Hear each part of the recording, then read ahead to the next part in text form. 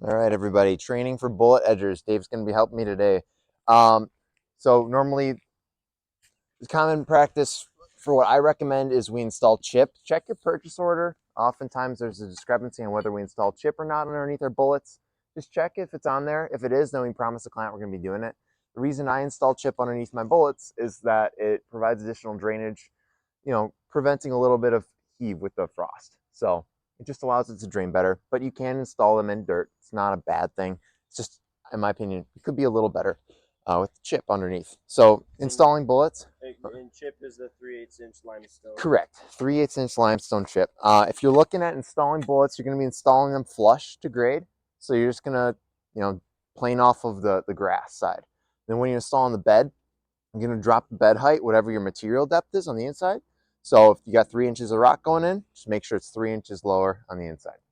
If we're doing, let's just do it along the edge here. See where the asphalt. Shovel. All right. We'll be going with the shovel. This was mine. Oh,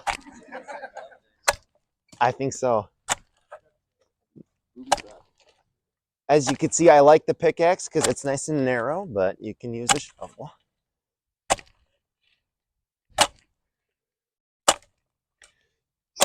Try not to over excavate when you're putting this in, since it's just more work on your end.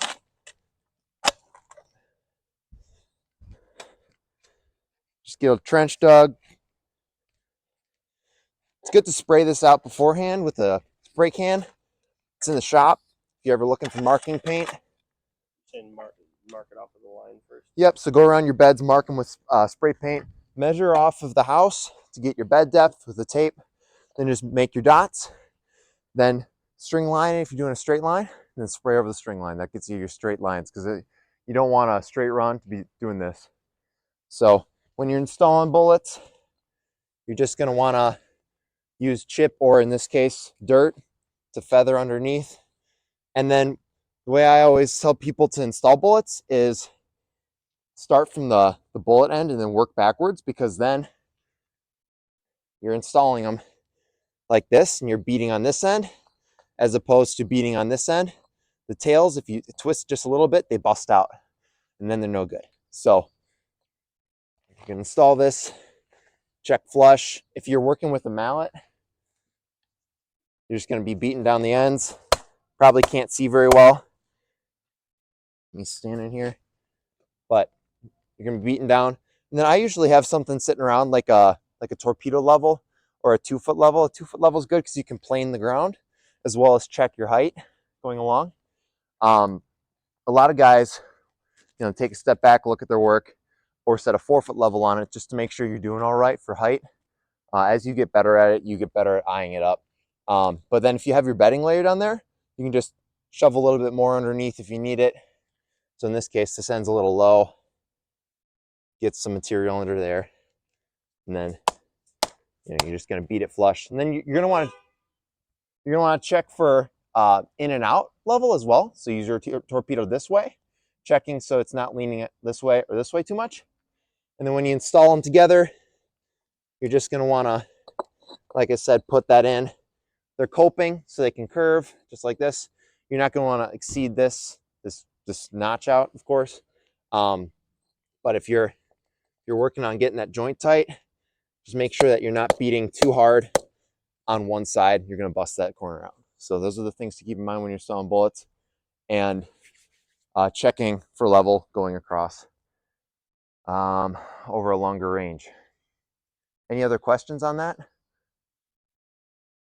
Just backfill around it. Yep. Yeah, and then you just backfill it. So on the outside, you're just going to be installing fresh topsoil. Try to keep the outside edge as nice as you can. Use a bed edger whenever possible. We actually have a blade that isn't angled, such as the Black Diamond edging blade that has an angled pitch on it. You're going to be wanting to get the one with the square tooth one. So then that just digs a nice trench for you, gets it all prepped if you need to dig deeper, because right now we have a model that doesn't dig deep enough for this application. You're just going to want to clean the hole up, but it's going to give you a nice trim edge.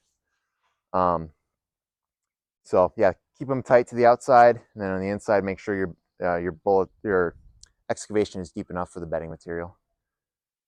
And then you don't want them sitting like a half inch above. You want them sitting flush to grade. So if there's any crazy, What about a rock so the rock will just spill out then? Like a rock bed. oh, you're saying the bedding material. Yeah. I was talking about the soil on the outside. But yeah, the bedding material, you want it sitting just under, just so that it doesn't spill over. And then if there's any crazy slope, just make sure you have enough enough depth there. That 3 inches should be enough to catch all of the rock.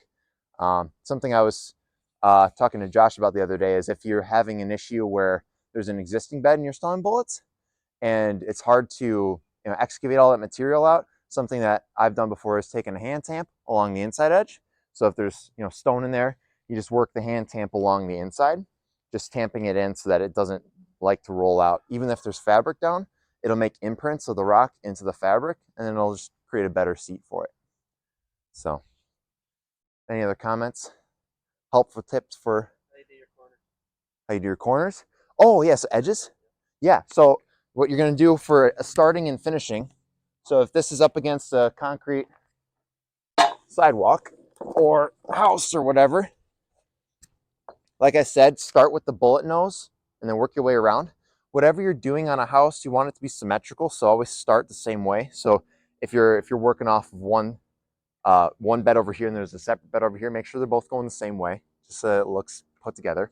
But then these corners, all you're going to do is you're going to mark. So mark past the coping nose, so back here. So take a square, pull this measurement, and then just mark a parallel line with a pencil, and then take a concrete saw, and then just cut. You're going to free cut it most oftentimes. You won't have odds are you won't have a table saw or anything on site. So just free cut that if you need to, just to make sure if you're going to be running into a situation where this is angled upwards, you can back bevel it a little bit so you can cut back towards the body of the block, just to give you some wiggle room. But then pay attention to this edge so it doesn't chip out when you're installing it. Would that be the same if you got a concrete sidewalk on the other end? Correct. Yeah. Same thing on this end. You're always going to want to make sure that none of this is left on. It just looks it just looks homeowner. Yeah, so keep that in mind. Save your cuts. What else? What about a hillside? A hillside? Hillside with rock bed above. Yeah, a hillside with a rock bed above. You're saying installing it up the hill? You wouldn't want it level. You'd want it pitched. Yeah. So you're going to want to match the grade in that sense. So if there's a hillside where it's a really steep hill, you're going to want to make sure that this is matching the bed. So odds are you're not installing this aggressive of an angle, but if you have this, you're going to want to make sure that it planes up. So this is assuming it's a level lawn and you're just running right into a bed that's flat. But yeah, you're going to want to follow the plane of the lawn in that sense. Thanks, Dave. What else? And this goes for installing dry set paver edging as well. Block edging, if someone wants natural stone beds, you're going to be installing it quite similarly. Except, in this application, you're going to be cutting, and that stuff we can go over in a different segment. So, cool. Thanks, guys. Bet. You too.